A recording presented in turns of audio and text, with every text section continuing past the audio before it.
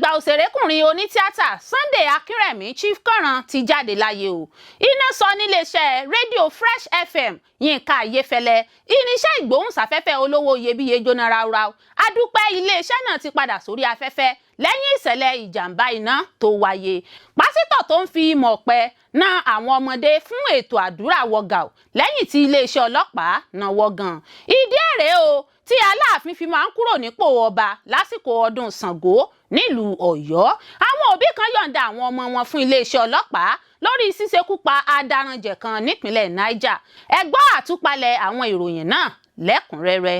You are welcome to Drive TV. If you're new to this channel, consider subscribing so you won't miss out any of our latest video. Gbajúmọ̀ àgbà òṣèrékùnrin onítíátà Sunday Akínrẹ̀mí Chief Kànràn ti jáde láyé. Àjànàkú sùn bí òkè, erin lákàtàbù ṣubú kò lè dìde. Alàgbà Sunday Akínrẹ̀mí tí ọ̀pọ̀ èèyàn mọ̀ sí Chief Kànràn ni wọ́n ti kéde rẹ̀ pé ó ti tẹrí gbàsọ̀ dágbére fáyé lọ́jọ́ Ẹtì Friday ọjọ́ 15 oṣù kẹjọ ọdún 2025. Ọ̀kan nínú àwọn ọmọ olóògbé náà lóbìnrin ló fìdí ìròyìn ikú gbajúmọ̀ òṣèré náà múlẹ̀ fún àwọn oníròyìn.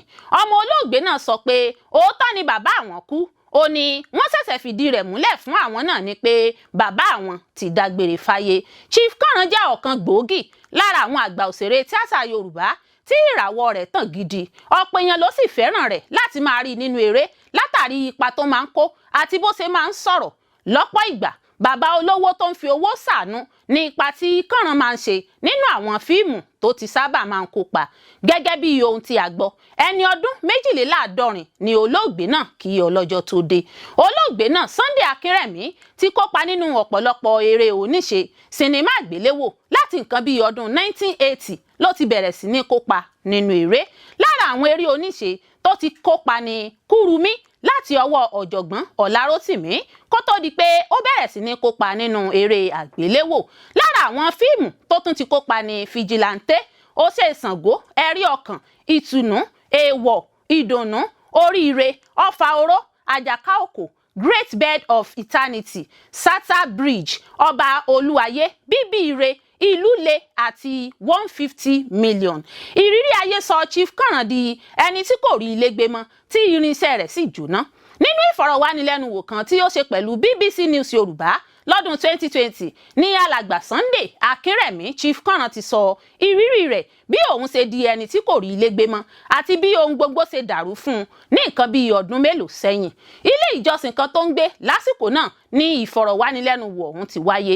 Chief Kànràn ní lẹ́yìn nǹkan bí oṣù díẹ̀ tí òun dé láti Canada ní iléeṣẹ́ ìpolówó ọjà àti yíya eré amóhùnmáwòrán rẹ̀ jóná ráúráú tí irinṣẹ́ tó lé ní mílíọ̀nù lọ́nà 30 náírà sì jóná pátápátá. Ó ní kò pẹ́ lẹ́yìn rẹ̀ ní àwọn adigunjalè bẹ̀rẹ̀ sí ní kọjú ìjà sí òun nítorí wọ́n rò pé òun ní ilé tí òun gbé àti àwọn ẹrù tí wọ́n kó wá láti òkè òkun tó jẹ́ ti onílé tí òun gbé náà. Ó ní èyí ló mú kí òun sá kúrò nínú ilé náà tí òun sì sàsálà fún ẹ̀mí òun nípa sísá lọ sí ilé ìjọsìn níbi tí òun gbé lásìkò náà. Chief Kànràn lásìkò tó ń béèrè ìrànlọ́wọ́ lọ́wọ́ àwọn ọmọ Nàìjíríà ó sọ wípé gbogbo ohun ìní òun ní àwọn tí òun yá owó ní ọwọ́ wọn láti ṣe sinimá gbà padà tí òun sì di ẹni tí kò ní ọkọ̀ ayọ́kẹ́lẹ́ mọ́. Ó fi kún wípé nínú ìpọ́njú yìí ni òun wà fún ọ̀pọ̀lọpọ̀ ìgbà tí ìyàwó méjì tí òun ní sì ṣàìsàn dojú ikú. Ìdojúkọ yìí ló mú kẹ́gbàjarè sí àwọn ọmọ Yorùbá, àwọn ọmọ Nàìjíríà nígbà náà láti jọ̀wọ́ ṣèrànwọ́ fún un nípa pípèsè irinṣẹ́ tó nílò láti bẹ̀rẹ̀ sí ní ṣe fíìmù padà. Àmọ́ lọ́wọ́ báyìí Chief Kànràn ti padà dágbére fáyé pé ó dìgbà ó ṣe kí Elédùà tẹ̀ sí afẹ́fẹ́ rere.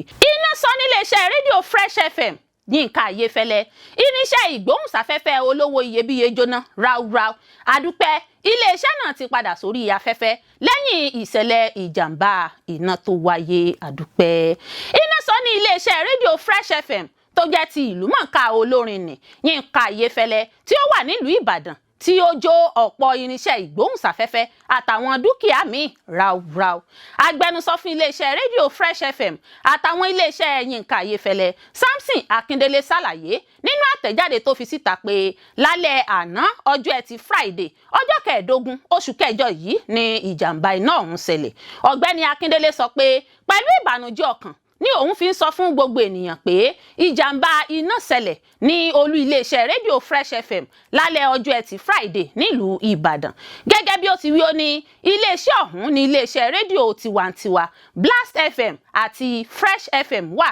Ọ̀gbẹ́ni Akíndélé ṣàlàyé pé ní nǹkan bíi aago 7:30 alẹ́ ni iná ọ̀hún bẹ̀rẹ̀ tí ó sì dá gbogbo ètò tó ń lọ lọ́wọ́ lórí rédíò ọ̀hún dúró.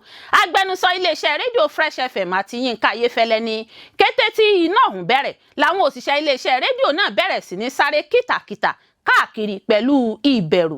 Ó ní bákan náà ni ìbẹ̀rù bójó gbalẹ̀ lágbègbè Challenge tí iléeṣẹ́ rédíò náà wà. Àwọn nǹkan tí iná bàjẹ́ gẹ́gẹ́ bí agbẹnusọ iléeṣẹ́ rédíò Fresh FM ṣe fìdí rẹ̀ múlẹ̀ ní yàrá ìgbóhùnsáfẹ́fẹ́ Fresh FM àti ti Blast FM 98.3 jóná gan-an ni. Ó fi kún ọ̀rọ̀ rẹ̀ pé irinṣẹ́ ìgbóhùnsáfẹ́fẹ́ yàrá táwọn akọ̀ròyìn ti máa ń ṣiṣẹ́ àtàwọn irinṣẹ́ mèremère míì jóná ráúráú.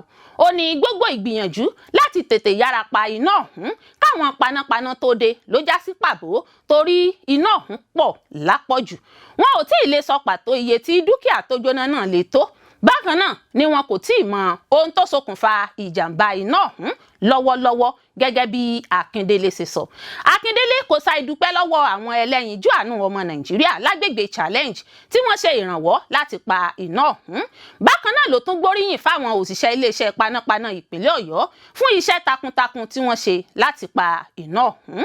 A dúpẹ́ o, gẹ́gẹ́ bí ìròyìn tó tẹ̀ wá lọ́wọ́ iléeṣẹ́ ìgbóhùnsáfẹ́fẹ́ Ayéfẹ́lẹ́ Fresh FM ti padà sórí afẹ́fẹ́ lẹ́yìn ìṣẹ̀lẹ̀ ìjàmbá iná tó ba dúkìá ẹgbẹ̀lẹ́gbẹ̀ mílíọ̀nù jẹ́. Yorùbá bọ̀ wọ́n ní bí ẹṣin bá dání àátúngùn ni. Báyìí gan lọ̀rọ̀ ṣe rí pẹ̀lú Fresh FM iléeṣẹ́ rédíò ìlúmọ̀ọ́ká akọrin Yínká Ayéfẹ́lẹ́ tó ti padà sórí afẹ́fẹ́ báyìí lẹ́yìn ìjàmbá iná tó ṣẹlẹ̀ níbẹ̀. Iná ọ̀hún ló ṣẹ́yọ níléeṣẹ́ rédíò náà ní nǹkan bíi aago 7:30 alẹ́ ọjọ́ Ẹtì tó sì jó irinṣẹ́ ìgbóhùnsáfẹ́fẹ́ àtàwọn ọ̀pọ̀lọpọ̀ dúkìá mi ráúrá níléeṣẹ́ rédíò Fresh FM. Àmọ́ agbẹnusọ fún Yínká Ayéfẹ́lẹ́ àti Fresh FM ti ṣàlàyé lójú òpó ayélujára Instagram iléeṣẹ́ rédíò náà wípé àwọn ti bẹ̀rẹ̀ ìgbóhùnsáfẹ́fẹ́ padà. Inú àwọn dùn láti kéde wípé iléeṣẹ́ rédíò Fresh FM ti padà sórí afẹ́fẹ́ lẹ́yìn ìpèníjà ìjàmbá iná tó ṣẹlẹ̀ lálẹ́ ọjọ́ Ẹtì Friday. Wọ́n fi àsìkò yìí dúpẹ́ lọ́wọ́ àwọn òṣìṣẹ́ wọn, àwọn òṣìṣẹ́ ìṣẹ̀lẹ̀ pàjáwìrì tó fi mọ́ àwọn olólùfẹ́ Fresh FM fún àtìlẹ́yìn wọn. Agbẹnusọ Fresh FM ní ọkàn àwọn ti lé sí i lẹ́yìn ìlàkọjá ìjàmbá iná tó ṣẹlẹ̀ yìí. Ìjàmbá ó kéré ni ó pọ̀ ni kò ní ṣẹlẹ̀ sẹ́nì kọ̀ọ̀kan láṣẹ Ìlédùà. Pásítọ̀ tó ń fi mọ̀rìwò ọpẹ́ na ọmọdé fún ètò àdúrà wọgà lẹ́yìn tí iléeṣẹ́ ọlọ́pàá náwó gan. Ọwọ́ àwọn ọlọ́pàá tẹ pásítọ̀ kan àtàwọn ọmọ ìjọ rẹ̀ ní ìpínlẹ̀ Rivers lórí ẹ̀sùn híhu ìwà àìtọ́ sí àwọn ọmọdé. Bẹ́ẹ̀ ni wọ́n tún dóòlà ọmọdé kan tí wọ́n nà bí ẹni na bàrà ní ilé ìjọsìn kan ní agbègbè Eneka ní ìpínlẹ̀ náà. Orúkọ pásítọ̀ tí wọ́n mú ọ̀hún ní í ṣe Ìfẹ́dọ̀rà Joseph ti ìjọ Our Lord Victory Covenant Mission ní ìlú Eneka ní ìpínlẹ̀ Rivers lẹ́kùn ìwọ̀ oòrùn Nàìjíríà. Fọ́nrán fídíò kan ló ṣàfihàn bí àwọn àgbàlagbà mẹ́ta àti pásítọ̀ náà ṣe ń fi ìmọ̀ ọ̀pẹ na àwọn ọmọdé tí wọ́n sì ń kọ orin sọ onírúurú èdè tí pásítọ̀ ìjọ náà sì yí wọn ká.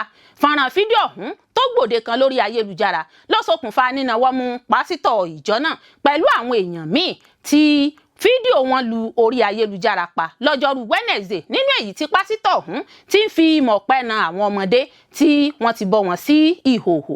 Orí ìkúnlẹ̀ làwọn ọmọ náà wà tí pásítọ̀ ọ̀hún sì ń fi ìmọ̀ ọ̀pẹ nà wọ́n ní ìhòhò ọmọlúàbí.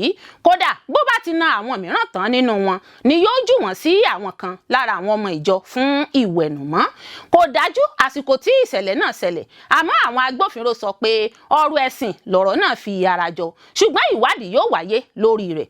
Nínú àtẹ̀jáde tí iléeṣẹ́ ọlọ́pàá gbé jáde, wọ́n ní pásítọ̀ náà tó jẹ́ ẹni ọdún mọ́kànlélógójì gbé ìpàdé ọlọ́jọ́ mẹ́ta kan kalẹ̀ fún àwọn ọmọdé nínú ìjọ náà fún ìwẹ̀nùmọ́ ẹ̀mí eléyìí tó ní bí ẹ̀mí mímọ́ ṣe darí òun ni.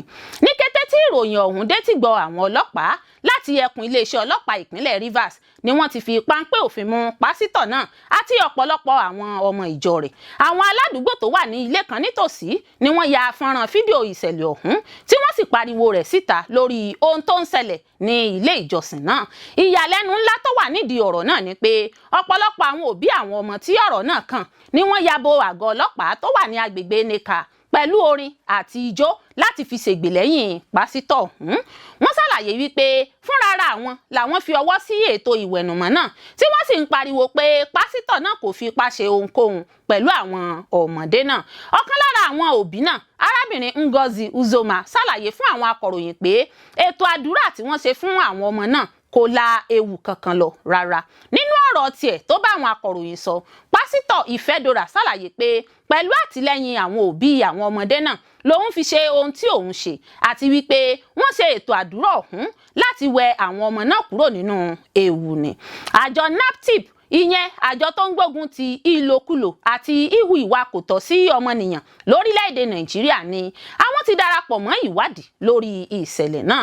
Alábòjútó iṣẹ́ ìwádìí ní àjọ NAPTIP, Komani Timpire, ní pé òbí fi ọwọ́ sí ìgbésẹ̀ bẹ́ẹ̀ kó sọ pé ó lẹ́tọ̀ọ́ láti tẹ ẹ̀tọ́ àwọn ọmọdé náà mọ́lẹ̀ àti pé ìwà híhù ìwà kò tọ́ sí ẹ̀tọ́ ọmọdé ni wọn yóò ka ìṣẹ̀lẹ̀ náà sí.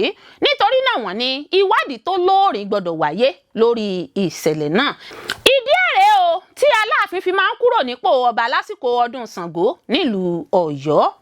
Láyàjọ́ ọdún Ṣàngó tó ń lọ lọ́wọ́ nílùú Ọ̀yọ́, bó ṣe ń kásẹ̀ ńlẹ̀ oríṣiríṣi ètò ló wáyé níbi àjọ̀dún náà lọ́yọ̀ọ́.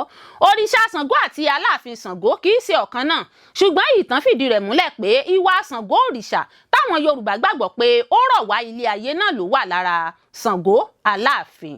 Ohun ìyàlẹ́nu ló jẹ́ nígbà tí àwọn oníṣàngó sọ pé Aláàfin ti ìlú Ọ̀yọ́, Ọba Akeem Ọwádé, kò gbọ́dọ̀ fojú kan ẹni tó bá wọ aṣọ Ṣàngó jáde lásìkò ọdún náà tó máa ń wáyé nílùú Ọ̀yọ́.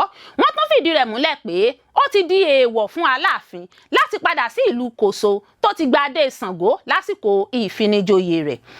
Ká tó tẹnubọ̀ ọ̀rọ̀, ẹ jẹ́ ká sọ díẹ̀ nípa Aláàfin Tẹ̀là Òkò àti ọdún Ṣàngó. Nílẹ̀ Yorùbá, ayẹyẹ ọdún Ṣàngó ni wọ́n máa ń fi ń ṣe ìdánimọ̀ ìbẹ̀rẹ̀ ọdún tuntun. Ó jẹ́ àjọ̀dún ìṣẹ̀ǹbáyé tó máa ń wáyé ní ààfin Kòso. Ọjọ́ mẹ́wàá gbáko ni wọ́n máa fi ń ṣe àjọ̀dún Ṣàngó náà lọ́yọ̀ọ́. Àjọ̀dún ọlọ́jọ́ mẹ́wàá ọ̀hún ló ní í ṣe pẹ̀lú àṣà, ìṣẹ̀ṣe àti ẹ̀sìn àbáláyé nílùú Ọ̀yọ́. Ní ìrántí Tẹ̀là Òkò, Aláàfin Ọ̀yọ́ kẹta, tí wọ́n gbàgbọ́ pé ó jẹ́ àtúnwá Ṣàngó, ni wọ́n fi ń ṣe àjọ̀dún náà. Nígbà tí wọ́n bá bẹ̀rẹ̀ àjọ̀dún yìí lóṣù kẹjọ, àwọn ẹlẹ́sìn Ṣàngó máa ń pín iṣu sísun, wọ́n sì máa ń fi epo pupa jẹ ẹ́.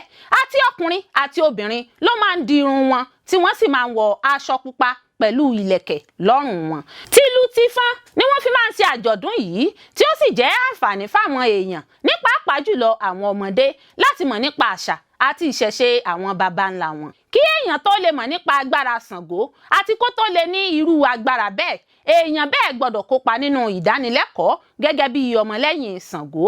Ọdún tó mú ìrẹ́pọ̀ wà láàrin àwọn èèyàn ìpínlẹ̀ Ọ̀yọ́ ní ayẹyẹ àjọ̀dún Ṣàngó yìí jẹ́. Jákèjádò Nàìjíríà àti lẹ́yìn odi sì ni àwọn èèyàn ti máa ń wá kópa nínú àjọ̀dún yìí tó máa ń wáyé lóṣù kẹjọ ọdọọdún. Kí ló dé tí Aláàfin kò fi gbọ́dọ̀ fojú rí ẹni tó bá wọ aṣọ Ṣàngó lásìkò yìí? Olóyè Ṣàngówálé Babalọ́lá tó bá àwọn oníròyìn sọ̀rọ̀ sọ pé ìrìn àjò ẹnikẹ́ni tó bá jẹ Aláàfin bẹ̀rẹ̀ láti gbọ̀ngàn Ṣàngó tó wà ní ìlú Kòso, níbẹ̀ náà ló sì parí sí. Olóyè Babalọ́lá ní ẹnikẹ́ni tí yóò bá jẹ Aláàfin gbọ́dọ̀ gba adé Ṣàngó nílùú Kòso, tó bá sì ti gbà á tán kò gbọ́dọ̀ padà sí ìlú náà mọ́ títí tí yóò fi jáde láyé. Ó tẹ̀síwájú pé èyí ló dífá fún Aláàfin tí kò ṣe gbọ́dọ̀ fi ojú kan ẹnikẹ́ni tó bá wọ aṣọ Ṣàngó lásìkò ọdún náà, nítorí ọba méjì kò gbọ́dọ̀ wà ní ààfin, ṣóńṣó méjì kò sì gbọ́dọ̀ fojú kojú.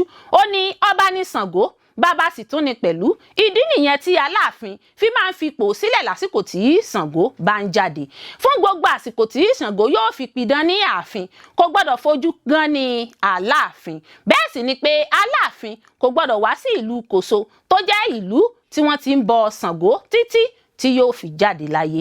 Àwọn òbí kan yọ̀ǹda àwọn ọmọ wọn fún iléeṣẹ́ ọlọ́pàá lórí ṣíṣekúpa adaranjẹ̀ kan nípínlẹ̀ Niger.